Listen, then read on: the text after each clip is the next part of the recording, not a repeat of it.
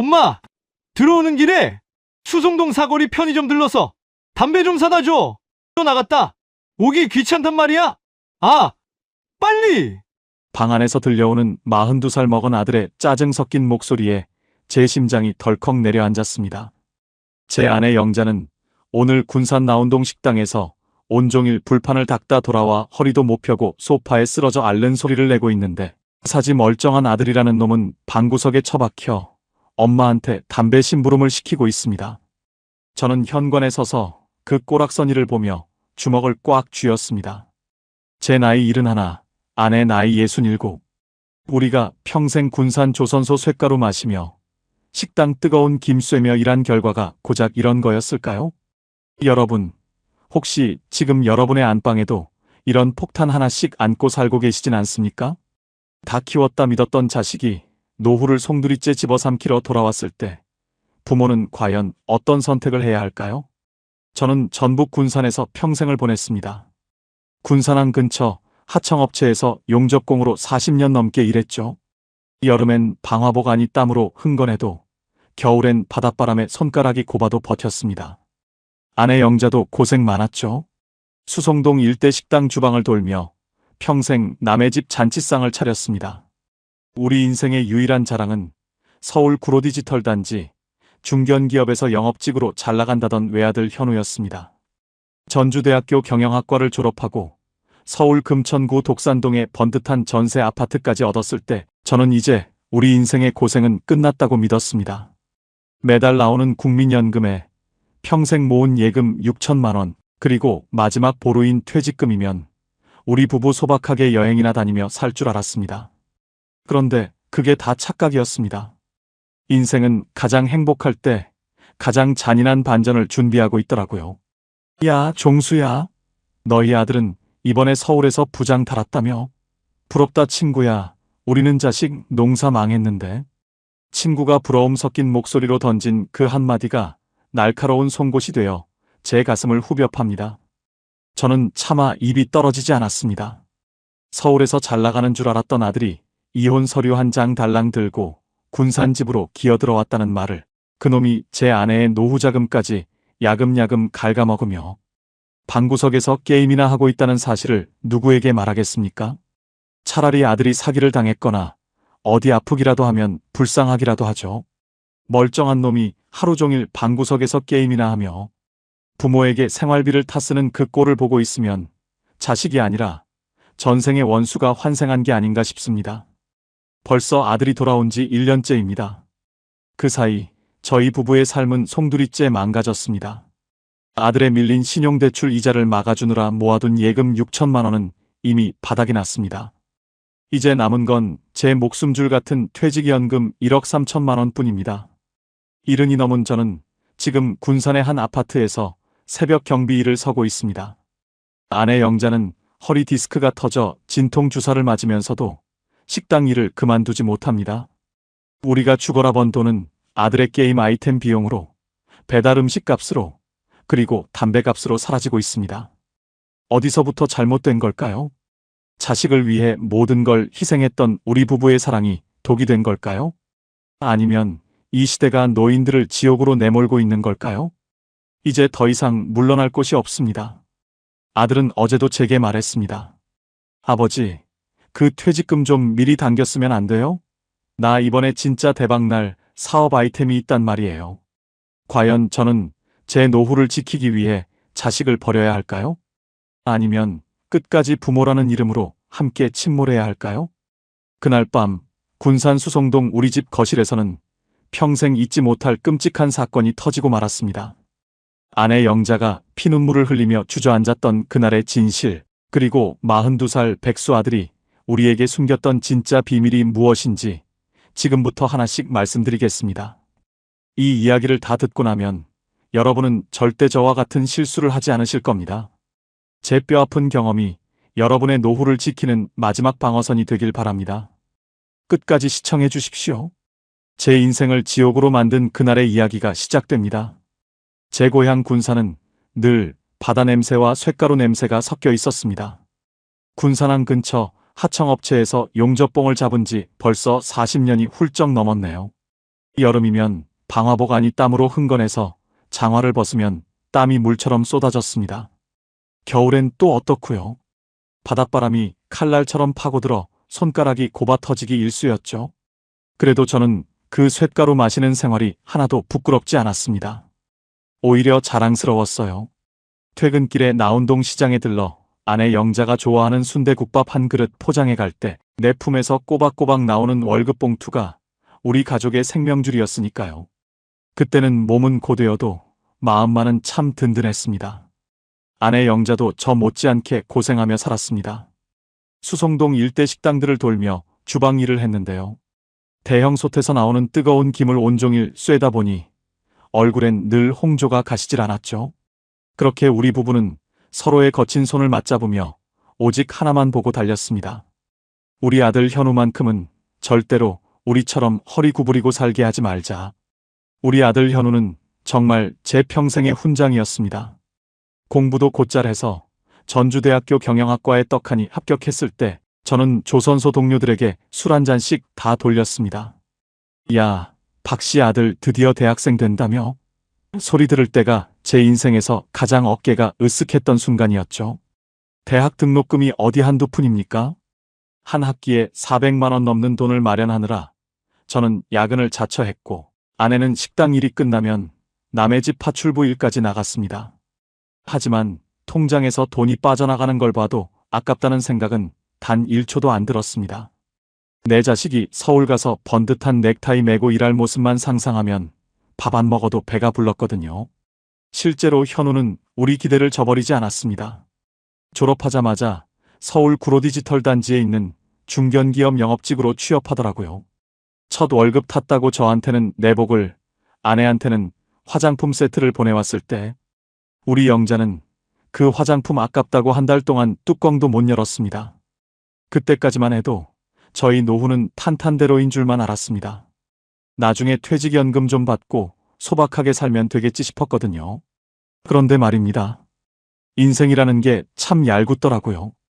가장 높이 올라갔다고 생각했을 때 발밑이 무너지는 법인가 봅니다. 서울 가서 장가도 가고 금천구 독산동에 전세 아파트까지 얻어서 잘 사는 줄 알았던 아들놈에게서 어느 날부터인가 이상한 소리가 들려오기 시작했습니다. 처음엔 아버지, 서울 물가가 너무 비싸네요 하던 소리가 이번 달에 급하게 쓸 돈이 좀 필요한데 100만 원만 보내주실 수 있어요? 로 바뀌더라고요. 자식놈이 힘들다는데 안 도와줄 부모가 어디 있겠습니까? 아내는 그날로 적금을 해약해서 서울로 돈을 붙였습니다. 알고 보니 그게 제 노후를 갉아먹는 첫 단추가 될 줄은 꿈에도 몰랐습니다. 그때는 몰랐습니다. 아들의 목소리 끝에 묻어있던 그 불안함이 조만간 우리 집 전체를 집어삼킬 거대한 쓰나미가 되어 돌아올 거라는 사실을요. 문제는 그 다음이었어요. 아들의 부탁이 100만 원에서 500만 원으로 500만 원에서 1000만 원으로 불어나는 건 순식간이었습니다. 혹시 지금 이 이야기를 들으면서 내 자식도 가끔 돈 빌려가는데 하시는 분 계세요? 그거 그냥 넘기시면 안 됩니다. 자식의 손 벌림이 잦아질 때 그때가 바로 여러분의 노후에 빨간불이 켜진 순간이니까요. 과연 제 아들은 서울에서 무슨 짓을 저지르고 있었던 걸까요? 지금 생각하면 그게 다 신기루였나 싶습니다. 아들이 서울 금천구 독산동에 전세 아파트를 얻었다고 해서 아내 영자와 함께 기차를 타고 올라갔던 그날이 아직도 생생합니다. 역에서 내려 택시를 타고 아파트 단지에 들어서는데 우리 아들이 출세했구나 싶어 가슴이 벅차오르더군요. 깨끗하게 수리된 거실과 아기자기한 손녀딸 방을 보면서 영자는 눈시울까지 붉혔습니다. 그때 현우는 아주 당당했습니다. 아버지, 나중에 돈 더 벌면 군산에 계신 두 분 모실 수 있는 더 큰 집으로 갈게요 라고 말이죠. 그 말 한마디에 평생의 노고가 다 씻겨 내려가는 것 같았습니다. 우리는 군산 수성동의 낡은 빌라에 살면서도 아들 집이 서울에 있다는 것만으로도 배가 불렀습니다. 군산 친구들을 만나면 은근히 자랑도 섞었습니다. 서울 집값이 하도 비싸서 걱정했는데 우리 아들은 제 앞가림 잘하더라고. 그때는 몰랐습니다. 그 아파트 전세금이 사실은 아들의 능력이 아니라 나중에 우리 노후를 통째로 태워버릴 불씨의 시작이었다는 걸 말이죠. 아들은 구로디지털 단지에서 꽤 잘 나가는 영업직이었습니다. 한 번은 우리가 서울에 올라갔을 때 비싼 소고기를 사주더라고요. 고기를 굽던 현우가 갑자기 눈을 반짝이며 이런 말을 했습니다. 아버지, 요즘 세상에 성실하게 일만 해서는 절대 부자 못 돼요. 회사 동료들도 다 주식이랑 코인으로 수입의 몇 배씩 벌고 있어요. 그때 저는 남의 돈 먹기가 그리 쉽겠냐, 조심해라라고 한마디 했지만 아들은 콧방귀를 뀌더군요. 아버지는 구식이라 그래요. 저 인천 검단 신도시에 전세 끼고 아파트 하나 받은 거 있는데 그거 사두면 몇 억은 금방 오른대요. 생각처럼 쉽지 않았어요. 투자는 신중해야 한다고 말리고 싶었지만 서울 사람 다 된 똑똑한 아들 말을 무시하기가 쉽지 않았습니다. 오히려 내가 너무 세상 물정을 모르나 싶은 생각까지 들었죠. 결국 현우는 자기 전세금의 대출까지 꽉 채워 검단에 집을 샀습니다. 이른바 갭 투자라는 걸 시작한 겁니다. 처음엔 몇 천만 원 벌었다고 자랑을 하더니 점점 판을 키웠습니다. 신용대출에 카드론까지 손을 대기 시작했다는 건 나중에야 알았습니다. 혹시 시청자 여러분 중에도 우리 애가 똑똑하니까 잘하겠지 하고 믿고 계신 분들 있죠? 그 믿음이 때로는 가장 무서운 적이 될 수 있습니다. 제 아들도 처음엔 다 자기를 위해서, 그리고 우리 노후를 편하게 해주겠다고 시작한 일이었습니다. 하지만 욕심이 눈을 가리면 가족이고 뭐고 안 보이게 되더라고요. 문제는 그 다음이었어요. 아들의 얼굴에서 웃음기가 사라지기 시작한 겁니다. 어느 날부터인가 현우와 연락이 잘 안 됐습니다. 전화를 하면 짜증부터 내고 며느리는 목소리가 힘이 없었죠. 알고 보니 금리가 치솟으면서 대출 이자가 감당 못할 정도로 불어난 거였습니다. 검단 집값은 뚝 떨어지고 들어오려던 세입자는 보증금을 돌려달라고 난리를 쳤답니다. 주식과 코인에 넣었던 돈은 이미 반토막이 아니라 아예 휴지 조각이 된 상태였고요. 그때까지만 해도 저는 그래도 젊으니까 다시 일어서겠지 싶었습니다. 하지만 억 단위의 빚 앞에서 40대 가장은 너무나 쉽게 무너졌습니다.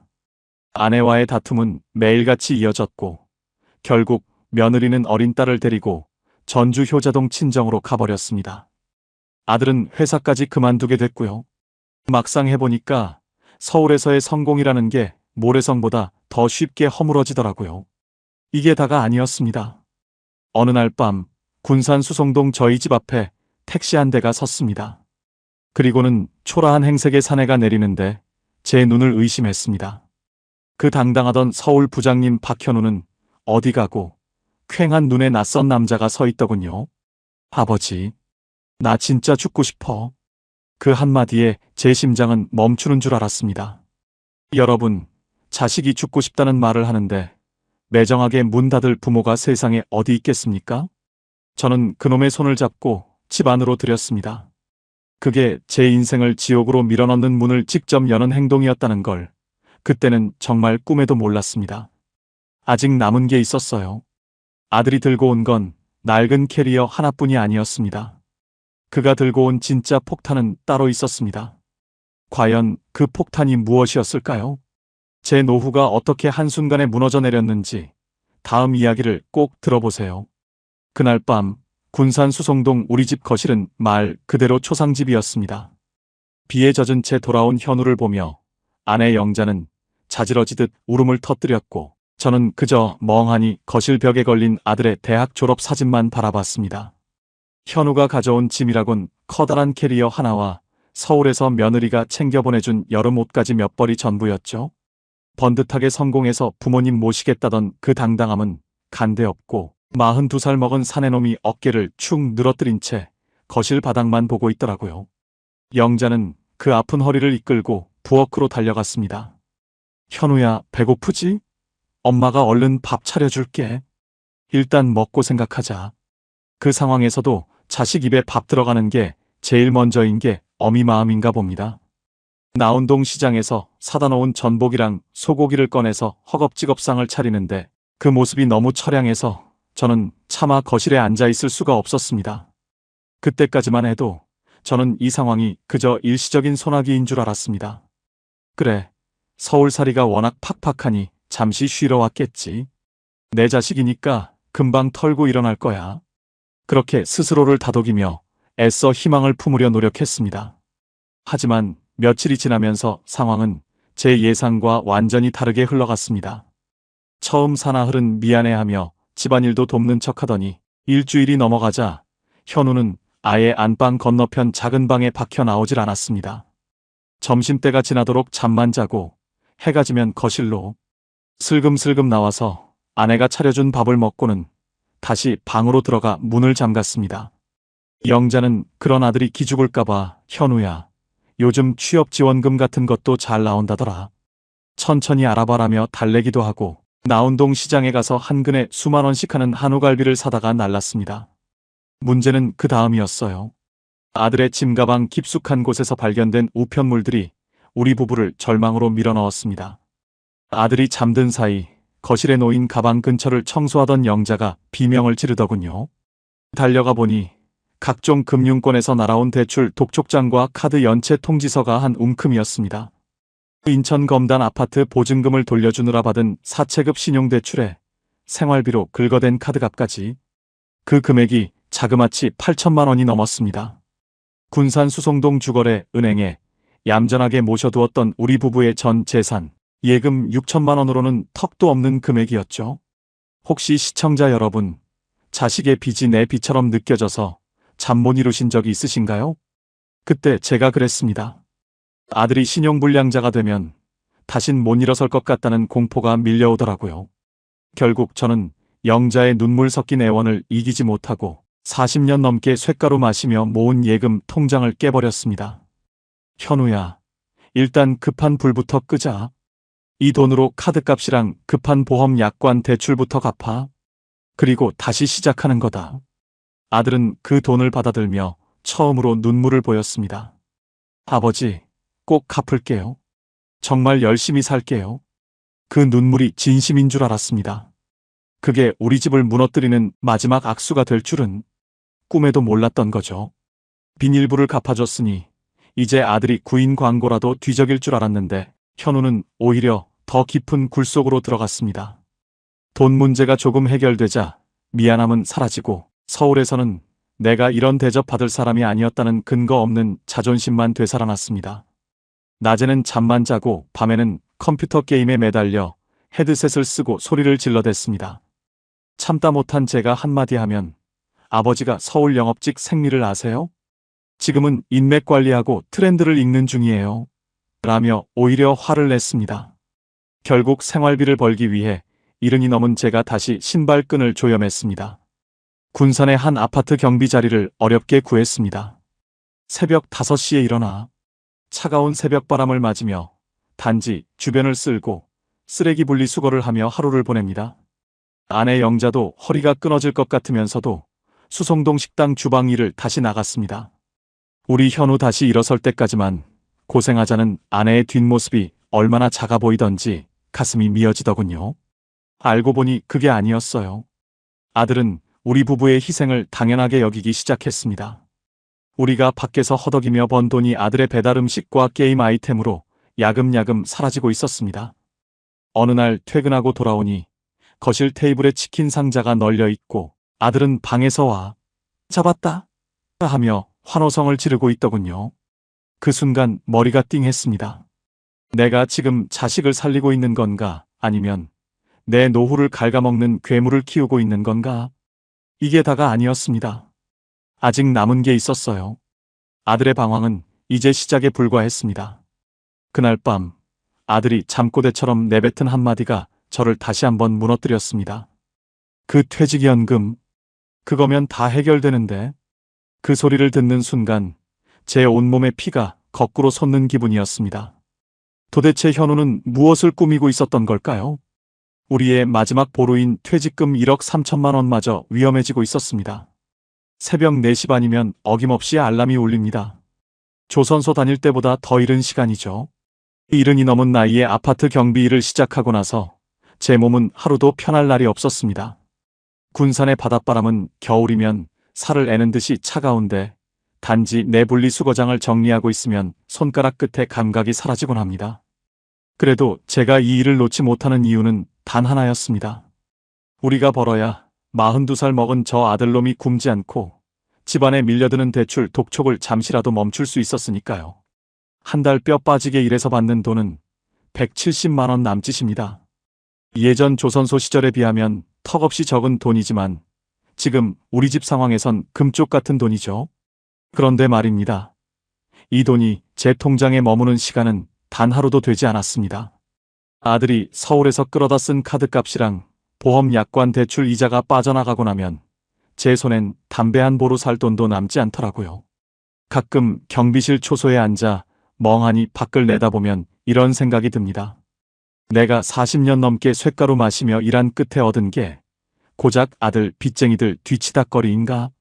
솔직히 포기하고 싶을 때가 한두 번이 아니었습니다. 혹시 시청자 여러분 중에도 저처럼 자식 뒷바라지하느라 정작 본인 몸 아픈 건 참으며 일하시는 분 계신가요? 그게 부모의 도리라고 생각하시겠지만 겪어보니 그게 참 무서운 덫이더라고요. 내가 버텨주니까 아들은 더 안심하고 주저앉아 버리는 겁니다. 아들은 제가 새벽같이 나가는 걸 알면서도 제가 들어올 때까지 방 안에서 컴퓨터 불빛만 깜빡이며 게임만 했습니다. 가끔 거실에서 마주쳐도 다녀오셨어요. 한마디가 전부였죠. 툭 터놓고 대화라도 하고 싶은데 아들은 이미 마음의 문을 꽉 닫아 걸고 자기만의 지옥에 갇혀 있었습니다. 제 아내 영자도 마찬가지였습니다. 나운동 식당 주방 일이 얼마나 고된지 아십니까? 점심시간이면 수백 명의 손님이 몰려오는데 뜨거운 불 앞에서 연신 칼질을 하고 설거지를 해야 합니다. 67의 나이에 무릎 관절은 이미 다 닳았고 허리는 기역자로 굽어가는데도 아내 역시 일을 그만두지 못했습니다. 현우가 기운 차리면 그때 그만둘게. 아내는 늘 입버릇처럼 그렇게 말하며 진통제를 사탕처럼 씹어 삼켰습니다. 그런데 문제는 그 다음이었어요. 우리가 이렇게 피땀 흘려 벌어온 돈을 아들은 너무나 가볍게 생각하더군요. 어느 날 영자가 허리가 끊어질 듯 아파서 수성동 의원에서 진통주사를 맞고 절뚝거리며 집에 돌아온 날이었습니다. 현관문을 열고 들어오는 아내를 보고도 현우는 방에서 나오지도 않았습니다. 거실 소파에 간신히 몸을 눕히고 끙끙 앓고 있는 엄마를 향해 아들은 방문만 빼꼼히 열고 이렇게 말했습니다. 엄마, 들어오는 길에 편의점 들러서 담배 좀 사다 주지. 나 지금 중요한 판이라 못 나가는데. 그 순간 거실에서 그 광경을 보던 저는 피가 거꾸로 솟는 기분이었습니다. 아픈 엄마를 걱정하기는커녕 자기 담배 한 보루가 더 소중했던 겁니다. 순간 마음이 철렁했어요. 내 아들이 이 정도로 망가졌나, 아니면 원래 이런 놈이었는데 내가 자식이라는 콩깍지에 씌어 몰랐던 건가 싶더라고요. 영자는 아무 말 없이 눈을 감고 눈물을 흘렸습니다. 자식 귀하다고 금이야 오기야 키웠는데 그 자식이 이제는 부모를 복지 혜택 주는 기계 정도로 생각하는 것 같아 가슴이 찢어졌습니다. 하지만 더 큰 위기는 따로 있었습니다. 아들은 어느새 우리가 가진 마지막 보루를 눈독 들이기 시작했거든요. 바로 제 퇴직연금 1억 3천만 원입니다. 이 돈은 제가 40년 넘게 조선소에서 몸바쳐 일하며 우리 부부 노후에 최소한의 밥줄로 남겨둔 마지막 자존심이었습니다. 그런데 현우는 제가 경비일로 벌어오는 푼돈으로는 자기 빚을 다 갚지 못한다는 걸 알고 있었습니다. 아버지, 그거 퇴직금 미리 좀 당겼으면 안 돼요? 지금 주식시장이 바닥이라는데 조금만 투자하면 금방 복구할 수 있어요. 저 서울에서 영업할 때 정보 들은 거 많단 말이에요.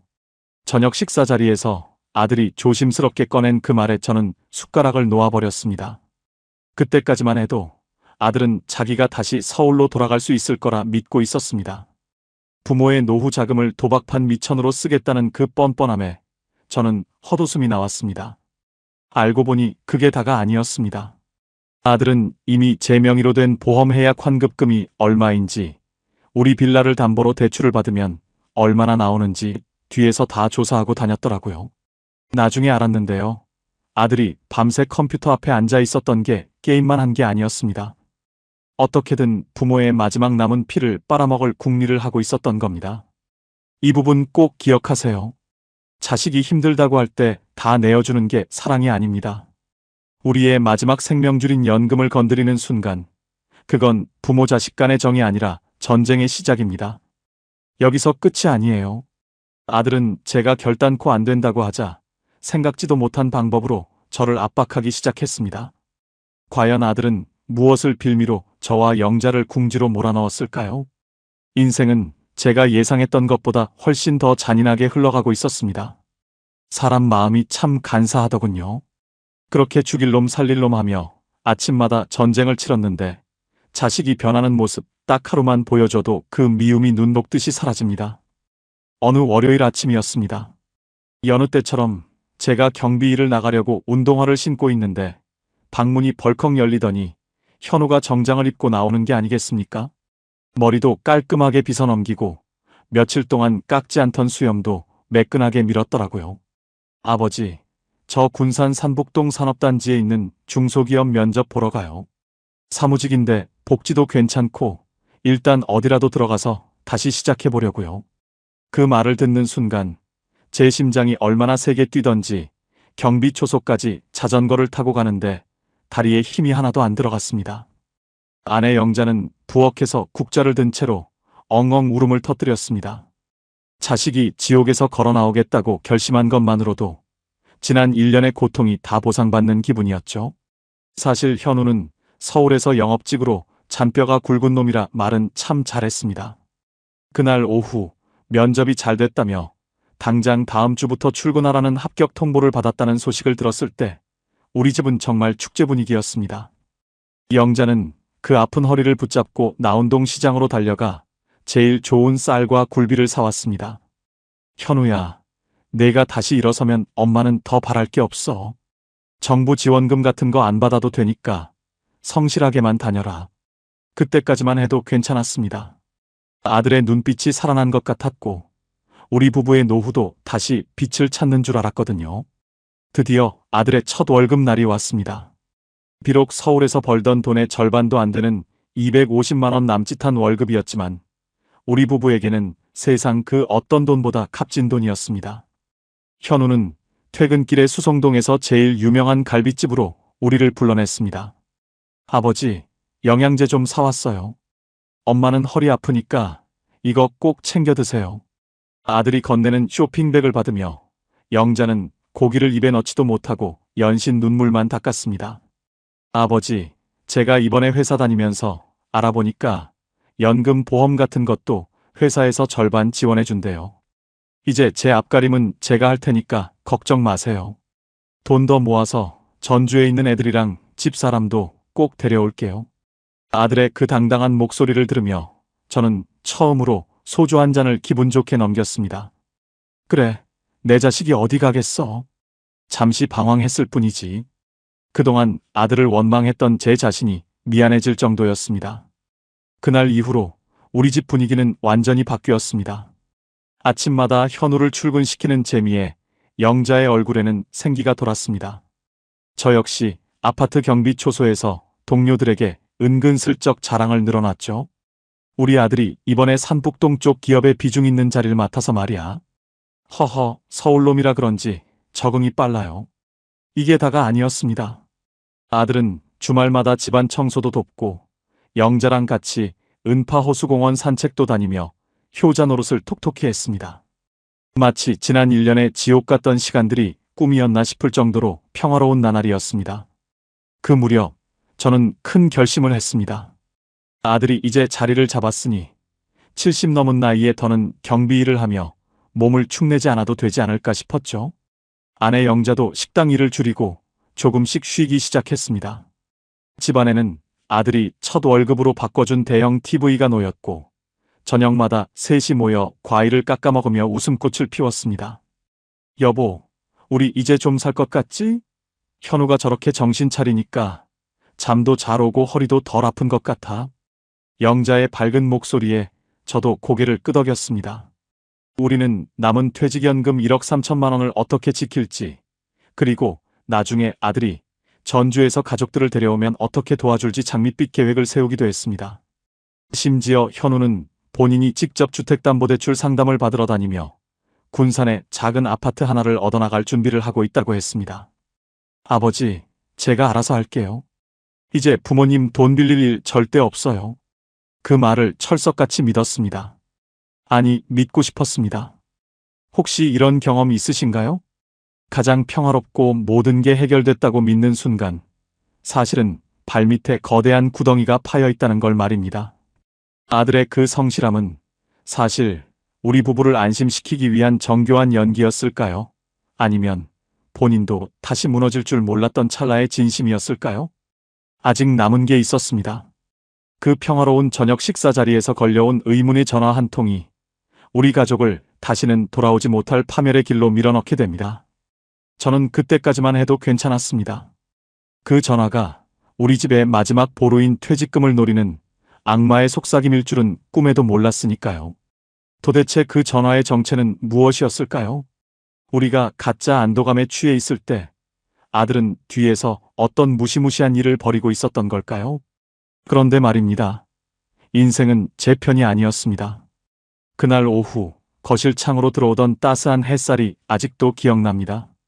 아내 영자는 오랜만에 식당 일을 쉬고 안방에서 단잠에 빠져 있었고, 저도 경비 일을 쉬는 날이라 소파에 기대어 텔레비전을 보고 있었죠. 아들 현우는 회사 동료 결혼식이 있다며 정장을 쫙 빼입고 전주로 나간 상태였습니다. 모든 게 평화로웠고 이제 우리 집에도 볕이 드나 싶어 마음이 한결 가벼웠던 그때였습니다. 조용하던 거실의 낡은 집 전화기가 요란하게 울리기 시작했습니다. 평소엔 스팸 전화뿐이라 무시하려 했지만 왠지 모를 불길한 예감이 엄습하더군요. 수화기를 들자마자 들려온 건 군산 수송동에 있는 단골 은행 대북의 직원의 목소리였습니다.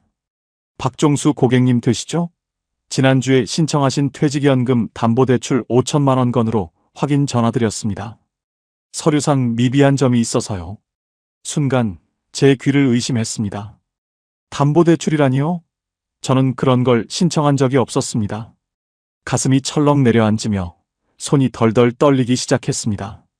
저기, 뭔가 착각하신 거 아닙니까? 저는 대출을 신청한 적이 없는데요. 제 말에 은행 직원이 당황한 듯 대답하더군요. 어라? 아드님 박현우 씨가 아버님 인감이랑 신분증 가지고 오셔서 위임장까지 작성하셨는데요. 아버님이 거동이 불편하셔서 대신 오셨다고. 수화기를 내던지듯 내려놓고 아들의 방으로 뛰어들어갔습니다. 아들은 회사 간다, 결혼식 간다며 매일같이 깔끔한 모습으로 나갔으니 당연히 그 방에는 희망찬 미래가 담겨 있을 줄 알았습니다. 하지만 문을 여는 순간 제 코끝을 찌른 건 아들이 매일같이 엄마에게 사다 달라고 했던 그 지독한 담배 냄새였습니다. 정돈된 듯 보였던 서랍장을 하나씩 열어 제쳤습니다. 양말 아래 깊숙한 곳에서 발견된 건 제 인감도장과 신분증, 그리고 제가 장롱 깊숙이 숨겨뒀던 퇴직연금 가입 증서였습니다. 생각처럼 쉽지 않았어요. 아들은 제가 경비 일을 나가고 영자가 식당 일을 나간 사이 집안 곳곳을 뒤져 제 명의의 서류들을 훔쳐냈던 겁니다. 그때였습니다. 서랍장 구석에서 꼬깃꼬깃 접힌 종이 한 장이 더 나왔습니다. 아들이 다닌다던 산북동 중소기업의 명함이었는데 뒷면에는 빼곡하게 알 수 없는 숫자들과 복구, 이번 판, 올인 같은 무시무시한 단어들이 적혀 있었습니다. 알고 보니 그게 아니었어요. 현우는 회사를 다니고 있었던 게 아니었습니다. 매일 정장을 차려입고 나갔던 곳은 산북동 공단이 아니라 어느 지하에 처박힌 불법 도박장이거나 PC방이었던 겁니다. 우리 부부를 안심시키기 위해 첫 월급이라며 가져왔던 250만 원도 사실은 어디선가 빌린 신용대출이거나 도박으로 딴 푼돈이었을 가능성이 높았습니다. 소란스러운 소리에 잠에서 깬 영자가 거실로 나왔습니다. 바닥에 흩어진 서류와 제 인감도장을 보고 영자는 상황을 직감한 듯 그 자리에 주저앉았습니다. 여보, 이게 다 뭐야? 현우가? 우리 현우가 설마? 아내는 말을 잇지 못하고 가슴을 쥐어뜯으며 울기 시작했습니다. 막상 해보니까요, 배신감이라는 건 칼에 베이는 것보다 더 아프더군요. 우리가 저놈을 어떻게 키웠습니까? 일은 넘은 아버지는 남의 아파트 쓰레기를 치우고 허리 터진 어머니는 식당 불판 앞에서 땀을 흘리며 번 돈을 저놈은 부모를 속이는 도구로 썼던 겁니다. 그때였습니다. 도어락 소리가 들리더니 현우가 들어왔습니다. 전주 결혼식에 다녀왔다며 손에는 며느리에게 줄 선물이라도 든 양 쇼핑백을 들고 웃으며 들어오더군요.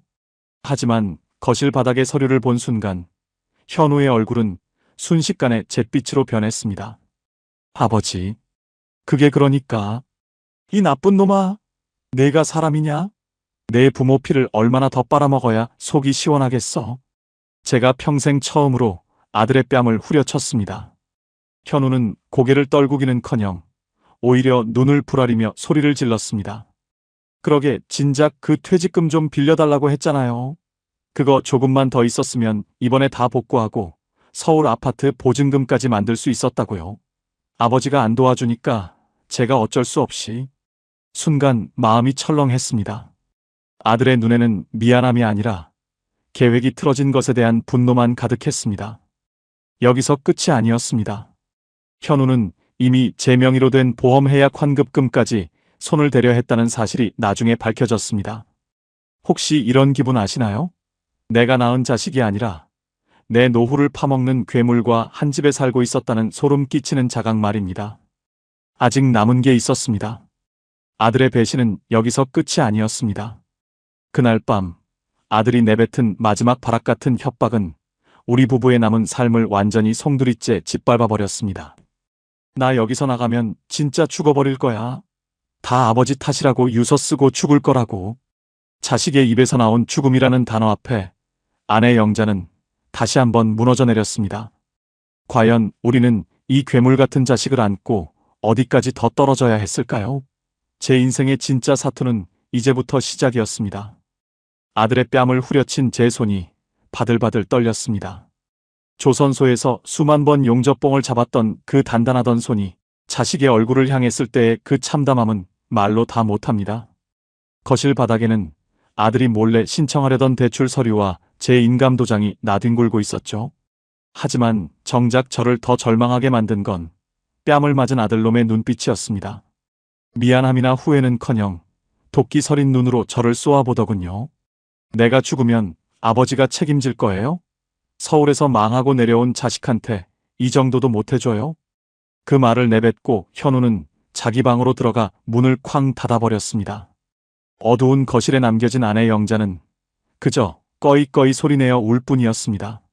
솔직히 말씀드리면 그때 저는 아내 눈을 못 마주치겠더라고요. 우리가 평생을 바쳐 키운 결과가 고작 이것뿐인가 싶어서 서로의 얼굴을 보는 것 자체가 고통이었습니다. 나중에 알았는데요. 사람이 너무 큰 배신을 당하면 화도 안 나고 그저 온몸의 기운이 빠져나간다는 걸 그때 처음 알았습니다. 어디서부터 잘못된 건지 아니면 처음부터 잘못된 자식을 우리가 놓지 못했던 건지 머릿속이 하얘졌습니다. 문제는 여기서 끝이 아니었습니다. 그날 밤부터 우리 집은 말 그대로 전쟁터가 되었습니다. 현우는 방문을 걸어 잠그고 밥도 거부한 채 시위를 시작했습니다. 영자는 그 아픈 허리를 이끌고 방문 앞을 서성이며 현우야, 엄마가 미안해. 일단 나와서 밥이라도 먹자며 사정을 했습니다. 저는 그런 아내를 보며 소리를 질렀습니다. 당신이 그러니까 저놈이 저 모양인 거야. 당장 내쫓아. 제 모진 말에 아내는 바닥에 주저앉아 제 바짓가랑이를 붙잡았습니다. 여보, 그래도 우리 자식이잖아. 여기서 내보내면 저놈 정말 죽어. 조금만 더 참아보자, 응? 부부 사이의 신뢰마저 자식이라는 괴물 때문에 조각조각 부서지고 있었습니다. 알고 보니 그게 아니었어요. 아들은 방 안에서 정말로 반성을 하고 있었던 게 아니었습니다. 그 안에서도 휴대폰을 붙잡고 어디선가 또 돈을 빌릴 궁리를 하고 있었고 우리가 잠든 사이 몰래 거실로 나와 냉장고를 뒤져 허기를 채우고는 다시 방으로 숨어들었습니다. 막상 해보니까요. 자식이 부모를 상대로 심리전을 벌이는 걸 지켜보는 게 세상에서 가장 잔인한 형벌이었습니다. 사태는 더 최악으로 치달았습니다. 며칠 뒤 군산 수송동 저희 집 현관문을 거칠게 두드리는 소리가 들렸습니다. 인터폰을 확인해 보니 문신이 슬쩍 보이는 낯선 사내 둘이 서 있더군요. 박현우 씨 여기 삽니까? 돈 빌려갔으면 갚아야지. 왜 전화를 안 받아? 심장이 덜컥 내려앉았습니다. 아들이 부모 명의의 대출에 실패하자 결국 사채에까지 손을 댔던 모양입니다. 사내들은 복도에서 고래고래 소리를 지르며 동네 사람 다 듣게 아들 이름을 불렀습니다. 군산에서 평생을 정직하게 살아온 제 명예가 순식간에 시궁창에 처박히는 기분이었습니다. 아파트 경비 일을 하며 고개를 숙이던 제가 이제는 제 집에서도 숨죽여 살아야 하는 처지가 된 겁니다. 이게 다가 아니었습니다. 사내들이 돌아간 뒤 방에서 나온 아들은 미안하다는 말 대신 제게 이렇게 쏘아붙였습니다. 보셨죠? 저 사람들 또 올 거예요. 아버지 퇴직연금 5천만 원만 있으면 저 사람들 다 돌려보낼 수 있다니까요. 자식의 입에서 나온 그 말은 이제 협박이나 다름없었습니다. 부모의 노후 자금을 자기 목숨값으로 내놓으라는 그 당당한 요구 앞에 저는 할 말을 잃었습니다. 혹시 이런 분 계세요? 자식 빚 때문에 모르는 사람들이 집까지 찾아오는 공포를 겪어보신 분 말입니다. 그때는 정말이지 이 집을 통째로 불태우고 어디론가 사라지고 싶었습니다. 하지만 문제는 그 다음이었어요. 아들의 배신과 사채업자들의 압박보다 더 무서운 사실을 제가 알게 된 겁니다. 현우가 전주에 있는 며느리와 아이에게조차 차마 입에 담지 못할 짓을 했다는 소식을 듣게 된 거죠. 인생은 제 예상보다 훨씬 더 깊은 늪으로 저를 끌어당기고 있었습니다. 과연 현우가 숨기고 있던 마지막 비밀은 무엇이었을까요? 그리고 그 사실을 알게 된 아내 영자는 어떤 극단적인 선택을 하려 했을까요? 아직 남은 게 있었습니다. 우리 가족의 천륜이 완전히 끊어지게 된 그 결정적인 사건이 다가오고 있었습니다. 자식이라는 족쇄가 무겁다 했지만 그날 밤 전주에서 걸려온 전화 한 통은 제 숨통을 완전히 끊어놓는 것 같았습니다. 밤 11시가 다 된 시간 전주 효자동 처가로 내려간 며느리의 친정아버지, 즉 사돈어른에게서 연락이 온 겁니다. 평소 정중하시던 사돈어른의 목소리는 분노로 부들부들 떨리고 있었습니다. 박서방, 아니 박종수 씨, 해도 너무하는 거 아닙니까? 우리 딸 보험, 해약 환급금까지 현우가 몰래 손을 댔다는 게 사실입니까? 그것도 모자라 우리 손주 녀석 이름으로 넣어둔 청약 통장까지 담보로 대출을 받았다니요. 이게 사람이 할 짓입니까? 수화기를 든 제 손이 경련하듯 떨렸습니다. 저는 그저 죄송합니다. 정말 드릴 말씀이 없습니다라는 말만 기계처럼 반복했습니다. 알고 보니 현우 이놈은 군산 집으로 오기 직전 서울에서도 이미 인간으로서 할 수 없는 짓을 저지르고 왔던 겁니다. 아내의 비상금은 물론이고 어린 딸아이의 미래까지 도박판 미천으로 밀어넣었던 거죠. 전화를 끊고 나니 세상이 빙글빙글 돌았습니다. 40년 넘게 조선소에서 쇳가루 마시며 정직하게 살아온 제 인생이 아들놈 하나 때문에 한순간에 파렴치한 집안의 가장으로 전락해버린 겁니다. 저는 참지 못하고 현우의 방문을 발로 찼습니다. 야, 이 악마 같은 놈아. 내가 그러고도 애비냐? 내 딸아이 돈까지 손을 대고 여기까지 도망을 와. 제 사자 후에 아내는 자다 깨어 거실로 뛰어나왔습니다. 하지만 방 안에서 나온 현우의 반응은 제 예상을 뛰어넘었습니다. 사과 한마디면 차라리 나았을까요? 놈은 오히려 억울하다는 듯 식탁을 내리치며 대들었습니다. 나라고 그러고 싶어서 그랬어요? 그 돈만 있었으면 코인으로 10배, 20배 불려서 우리 가족 다 서울 강남 아파트 보내주려고 그랬던 거라고요. 그게 다 가족을 위해서였지. 나 혼자 잘 먹고 잘 살자고 그런 줄 아세요? 아버지가 뭘 안다고 그래요? 생각처럼 쉽지 않았어요. 대화가 통할 거라 믿었던 제 자신이 바보 같았습니다. 아들은 이미 망상과 탐욕의 늪에 빠져 자기가 저지른 범죄를 가족을 위한 희생으로 포장하고 있었습니다. 아내 영자는 그 자리에 주저앉아 가슴을 퍽퍽 소리나게 쳤습니다. 내 팔자야, 저런 걸 자식이라고. 내가 너를 어떻게 키웠는데? 아내의 통곡 소리가 군산 수송동 빌라복도까지 울려 퍼졌지만 현우는 들은 척도 안 하고 다시 방으로 들어가 문을 걸어 잠갔습니다. 혹시 이런 기분 아시나요? 자식이 미운 걸 넘어 공포스러워지는 순간 말입니다. 저놈이 나중에 내 퇴직연금을 안 준다고 하면 자다가 내 목이라도 조르는 건 아닐까 하는 무시무시한 생각이 머릿속을 스쳐 지나갔습니다. 실제로 아들은 그날 이후로 더욱 노골적으로 돈을 요구하기 시작했습니다. 사채업자들에게 시달리느라 잠을 못 자겠다며 제 연금 계좌, 비밀번호를 알려달라고 밤새도록 방문을 두드렸습니다. 이튿날 새벽 저는 퉁퉁 부은 눈을 하고 다시 아파트 경비실로 향했습니다. 70 넘은 노인이 밤새 자식과 싸우고 나와 새벽 공기를 마시니 당장이라도 쓰러질 것만 같더군요. 초소에 앉아 명부를 정리하는데 손가락이 자꾸만 엇나갔습니다. 그때 주민 한 분이 다가와 걱정스레 묻더군요. 경비 아저씨, 얼굴이 왜 그렇게 반쪽이 됐어요? 어디 아프신 거 아니에요? 저는 그저 허허 웃으며 요즘 잠을 좀 설쳐서 그렇습니다라고 답했지만 속은 시꺼먼 숫덩이가 되어 있었습니다. 제가 여기서 받는 170만 원의 월급은 이제 아들의 빈 이자로 나가기에도 벅찼습니다. 나중에 우리가 몸이 더 아파져서 복지 혜택을 받아야 할 때, 혹은 간병이 필요할 때 쓸 돈은커녕 당장 오늘 저녁 찬거리 살 돈도 걱정해야 하는 처지였습니다.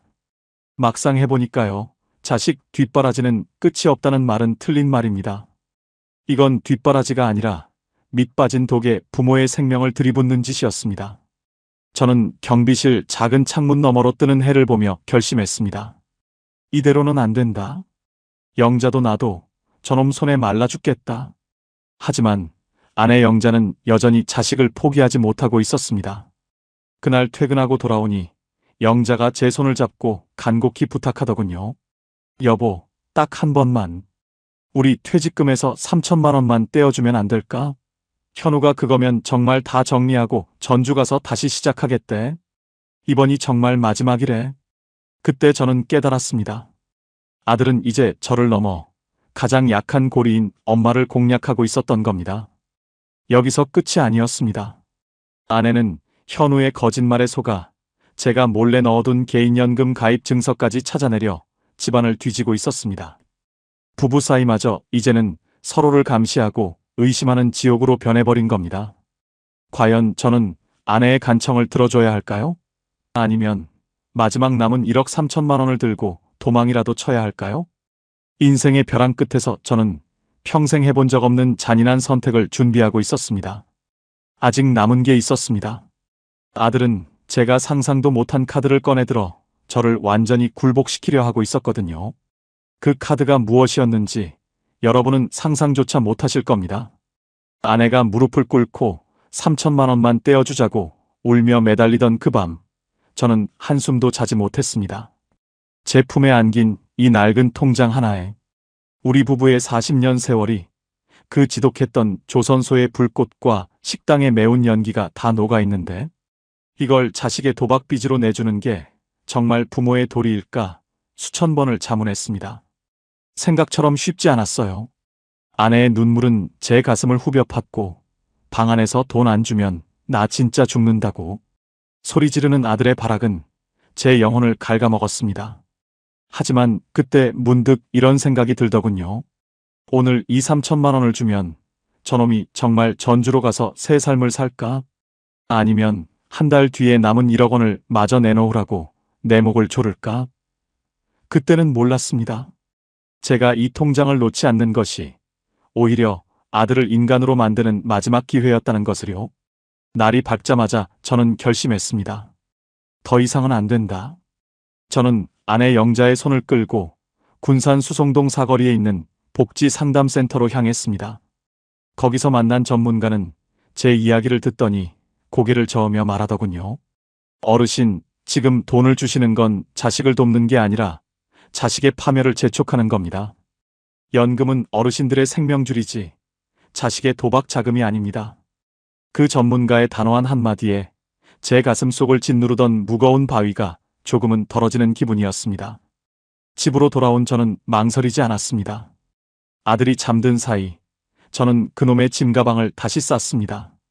서울에서 가져왔던 그 낡은 캐리어에 군산에서 사준 옷가지들을 닥치는 대로 집어넣었습니다. 그리고는 자고 있던 아들을 깨워 현관 밖으로 밀어냈습니다. 현우는 눈도 못 뜬 채 아버지, 이게 뭐 하는 짓이에요? 라며 소리를 질렀지만 저는 흔들리지 않았습니다. 현우야, 내가 내 자식이라면 내 힘으로 살아라. 이 돈은 내 돈이 아니라 우리 부부가 늙어서 병들면 국가 신세 안 지고 조용히 눈 감으려 모은 마지막 자존심이다. 내가 여기서 죽든 살든 이제 내 인생은 내가 책임져라. 문제는 여기서 끝이 아니었습니다. 현우는 문을 발로 차고 복도에서 고래고래 소리를 지르며 난동을 피웠습니다. 내가 나가서 어떻게 되는지 똑똑히 보세요. 다 아버지 때문이야. 이웃 사람들의 눈총보다 제 가슴을 더 아프게 한 건 현관문 뒤에서 입을 틀어막고 주저앉아 울고 있는 아내 영자의 뒷모습이었습니다. 하지만 저는 알고 있었습니다. 여기서 문을 열어주면 우리 부부는 평생 저놈의 노예로 살다 비참하게 길거리로 나앉을 거라는 사실을요. 막상 해보니까요. 천륜을 끊는다는 건 생사를 찢는 것보다 더한 고통이었습니다.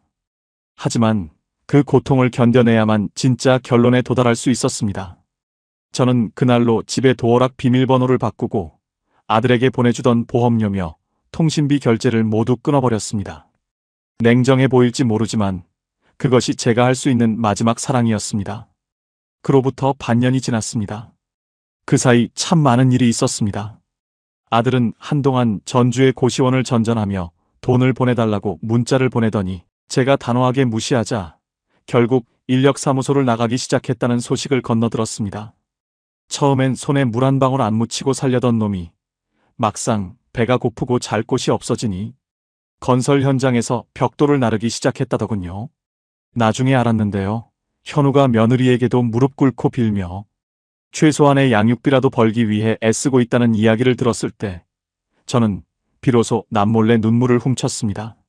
오냐오냐 키우며 다 퍼주는 것이 부모의 역할인 줄 알았는데 차가운 길바닥에 내던져 스스로 일어서게 하는 것이 진짜 부모의 마지막 가르침이었다는 걸 이른이 넘어서야 깨달은 겁니다. 지금 저와 아내 영자는 다시 군산의 평범한 노인으로 돌아왔습니다. 저는 여전히 아파트 경비 일을 나갑니다. 하지만 이제는 그 돈이 아들의 대출 이자로 나가지 않습니다. 퇴근길에 영자가 좋아하는 붕어빵 한 봉지 사고 남은 돈은 차곡차곡 모아 나중에 우리 부부 몸 불편해지면 들어갈 실버타운 비용으로 적립하고 있습니다. 아직 남은 게 있었어요. 아들과의 관계가 완전히 회복된 건 아닙니다. 하지만 이제는 압니다.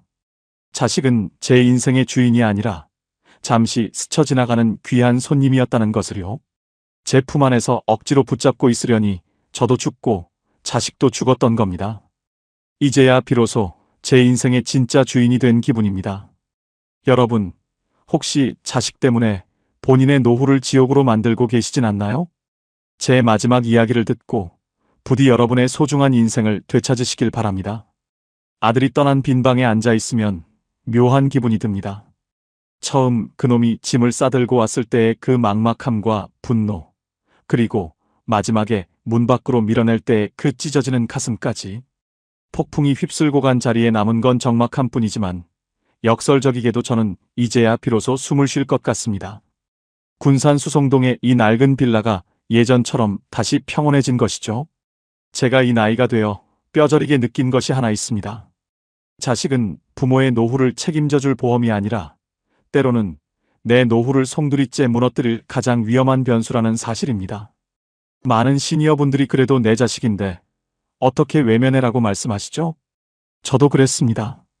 아내 영자도 그랬고요. 하지만 그 부모 마음이라는 게 자식을 살리는 게 아니라 결국 부모와 자식 모두를 지옥으로 끌고 들어가는 족쇄가 되기도 하더라고요.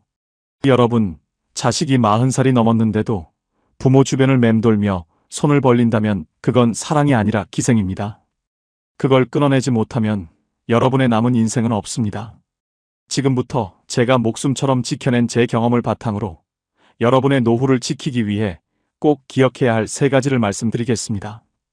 이건 그냥 하는 소리가 아니라 제가 피눈물을 흘리며 배운 생존 법칙입니다. 첫 번째로 어떤 일이 있어도 여러분의 퇴직연금과 국민연금원금에는 절대 손대지 마십시오. 자식이 사업을 한다고 하든 대출 이자가 밀려 죽겠다고 하든 그건 그놈의 몫입니다. 부모가 가진 마지막 보루를 내주는 순간 여러분은 자식에게 효도를 받는 게 아니라 자식의 눈치를 보며 살아야 하는 처지가 됩니다. 제 아들 현우도 처음엔 300만 원, 그 다음엔 1000만 원, 결국엔 제 퇴직금 1억 3천만 원까지 노렸습니다. 돈은 한번 내주기 시작하면 끝이 없습니다. 밑 빠진 독에 물 붓기라는 걸 잊지 마세요. 두 번째는 죄책감이라는 독약에서 벗어나야 합니다. 내가 능력이 없어서 자식이 저 모양인가? 내가 서울 보낼 때 더 못 도와줘서 망했나 이런 생각 절대 하지 마세요. 자식이 30 넘고 40 넘어서 자기 앞가림 못하는 건 100% 본인 책임입니다. 부모는 할 만큼 했습니다. 군산 조선소에서 쇳가루 마시고 식당 주방에서 땀 흘리며 그만큼 키워냈으면 부모의 소명은 끝난 겁니다. 여러분의 노후 자금은 자식의 뒷바라지 자금이 아니라 여러분이 아플 때 병원비로 쓰고 요양원비로 써야 할 생명줄입니다. 세 번째로 자식과 경제적으로 완벽하게 독립하십시오. 자식의 생활비나 보험료를 대신 내주고 계신 분들이 있다면 오늘 당장 끊으십시오. 냉정하게 들리겠지만 배가 고파야 사냥을 하는 법입니다. 제가 아들의 짐을 내던지고 비밀번호를 바꿨을 때 현우는 처음으로 자기 힘으로 벽돌을 나르기 시작했습니다. 부모가 버텨주는 한 자식은 절대 스스로 일어서지 않습니다. 여러분이 자식을 정말 사랑한다면 그놈이 스스로 인생의 무게를 견디게 내버려 두어야 합니다. 저는 지금도 매일 새벽 아파트 경비 일을 나갑니다. 하지만 예전처럼 아들의 빚을 갚기 위해 억지로 끌려가는 발걸음이 아닙니다. 제 아내 영자와 맛있는 거 사 먹고 나중에 우리가 더 늙었을 때 자식에게 짐이 되지 않기 위해 준비하는 즐거운 발걸음입니다. 우리가 건강하고 경제적으로 독립되어 있어야 나중에 자식 면회라도 왔을 때 웃으며 얼굴을 볼 수 있는 겁니다. 혹시 지금 자식 때문에 잠 못 이루고 계신가요? 여러분의 기초연금이나 소액의 예금마저 자식의 손에 들어갈까봐 전전긍긍하고 계시진 않나요? 지금 결단하셔야 합니다. 그게 자식을 살리고 여러분을 살리는 유일한 길입니다. 자식은 자식의 인생을 살게 두고 여러분은 여러분의 인생을 사십시오. 저 박종수도 70이 넘어서야 이 쉬운 진리를 깨달았습니다. 여러분의 노후는 누구의 것도 아닌 바로 여러분의 것입니다. 자식이라는 이름 뒤에 숨은 탐욕에 여러분의 평생을 바친 피땀 어린 결실을 넘겨주지 마십시오. 내 주머니가 든든해야 자식도 나를 존중하고 나도 당당한 부모로 남을 수 있습니다. 여러분의 노후가 지옥이 아닌 천국이 되기를 제가 진심으로 응원하겠습니다. 부디 제 뼈아픈 조언이 여러분의 통장과 인생을 지키는 단단한 방패가 되길 바랍니다. 오늘의 사연을 어디서 듣고 계신지 댓글로 남겨주세요. 감사합니다.